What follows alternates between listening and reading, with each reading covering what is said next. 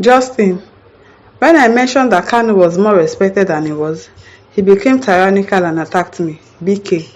And now to the news info. The recent arrest of Simon Ekpa, a self-proclaimed Prime Minister of the proscribed Indigenous People of Biafra (IPOB), by Finnish authorities has ignited intense discussions both locally and internationally.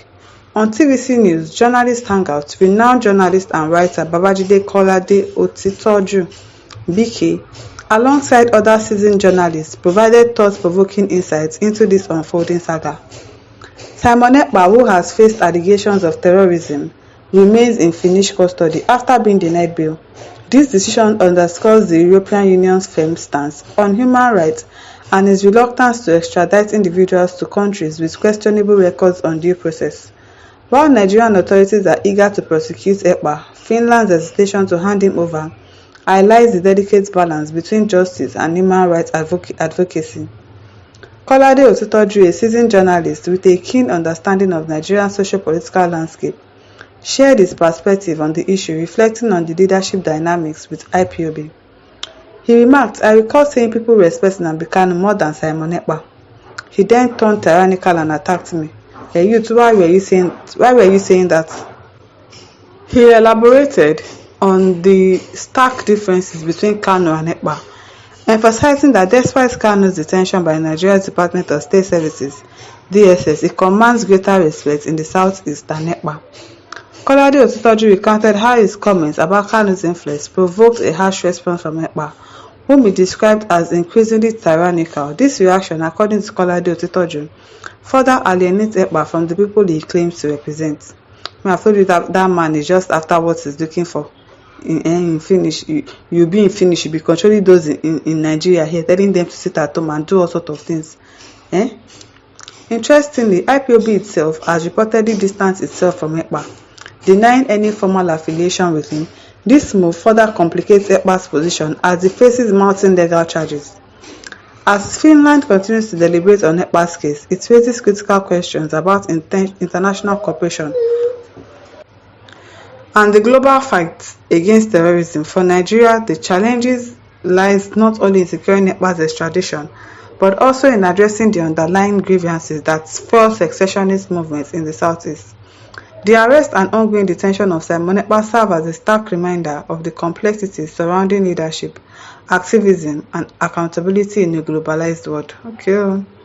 Babajide Okalawan says, until Igbos align strongly with Yorubas to strengthen southern Nigeria, there will be no solution for freedom. What makes you think so? Just what northern Nigerians, Ayowa, binded all of them together like no other thing. Jerry Chi replies and says, how can they do so when you guys keep pushing them away, antagonizing and deliberately disappointing them? When you have consistently failed to understand their situation, even when you know it, but rather choose to make mockery of them, tell me how they can align with you. Be sincere, bro. Elecheni Ochola says, what we are facing in Nigeria now, I don't even know, is this Nnamdi Kanu or Simon Ekpa? Let the federal government release Nnamdi Kanu and leave Simon Ekpa with his wahala at that Finland. Exactly, let them leave him alone. They should not even bother bringing him to Nigeria. Let him remain over there, I beg. Let the federal government release Nnamdi Kanu. If Igbo people are foolish animals, let them take nonsense order from him, even from graveyard. Uche Ho says, what is BK saying here? Do you think that a sane society with a good human rights record like Finland will willingly accept our request when Nigeria violated international norms and forcefully rendition its citizens from another insane country?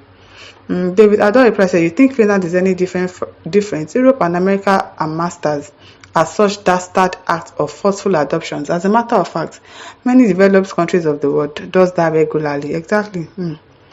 Sam Izuka says, a true Igbo leader who sincerely have Igbo interest is Nnamdi Kanu. God bless Nnamdi Kanu and free him. Yes, so me, I believe that he's the only person that is fighting for this Biafra agitation. What Simon Ekpa is doing, to me, that is not fighting for your people. The same people you are fighting for, you are attacking them.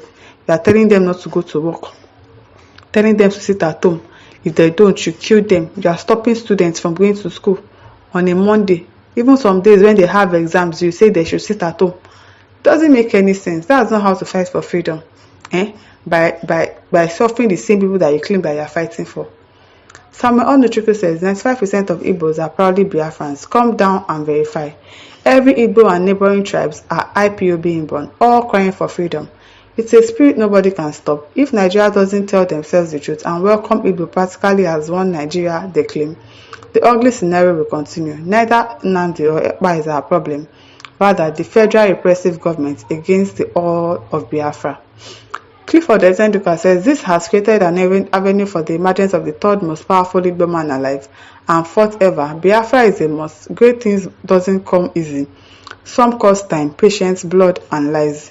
It is well. I hope it doesn't generate to the point where we have to kill each other again.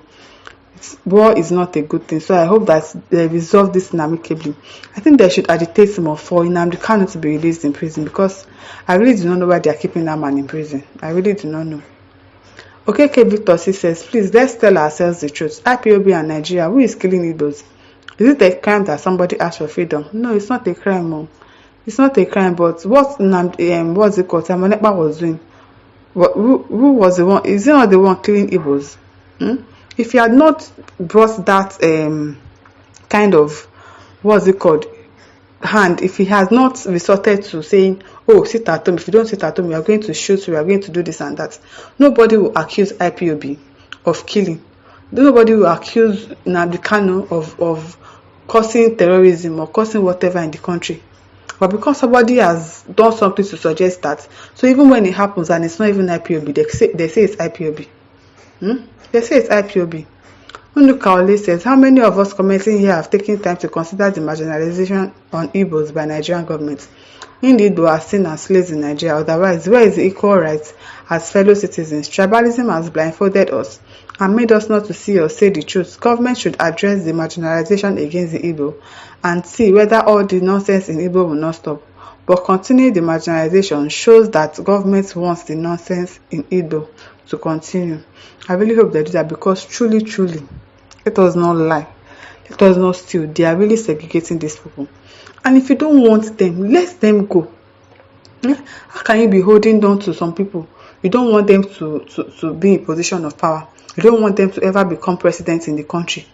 And they say they want to go and form their own separate nation, their own separate country. Yet you say no. What exactly do you want them to bring their head? I really do not know, because to me there is no point keeping Nnamdi Kanu in prison. If Sunday Igboho can be working freely right now, so Nnamdi Kanu too has the right to be freed, and he has been released. I wonder why they are still keeping him DSS custody.